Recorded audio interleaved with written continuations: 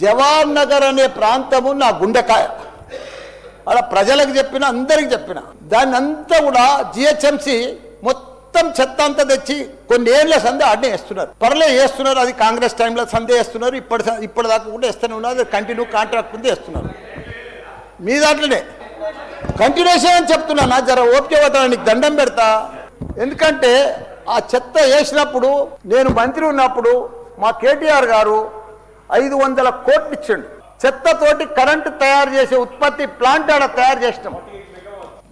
అది కాకుండా 144 కోట్లతోటి క్యాపింగ్ పెట్టిన, మొత్తం మట్టి పోసి గడ్డి పెట్టి అది గుట్ట లెక్క తయారు చేసినాం. దానికి తోడు వర్షాకాలంలో అందులో వచ్చిన మురుగునీళ్ళు అంత వస్తే ఫిల్టర్ చేసేందుకు 250 కోట్లు ఇచ్చినాం. వాటి ఎస్టీపీ అంత బాగా చేసి అందంగా వాసన రాకుండా చేసినాం నా మంత్రి ఉన్నప్పుడు మా కేటీఆర్ సార్. అటువంటిది ఇప్పుడు 2 సంవత్సరాలు 4 నెలల సంది భరించలేము. కొత్త గుట్ట చెత్తకుండి తయారు చేసిరు, కొత్తది ఒకటి. అది రోగాన బారి పడుతున్నారు. వాటర్ల పొల్యూషను, గాలిల పొల్యూషను, భూమిల పొల్యూషను, మురికి నీరు ఉండలేక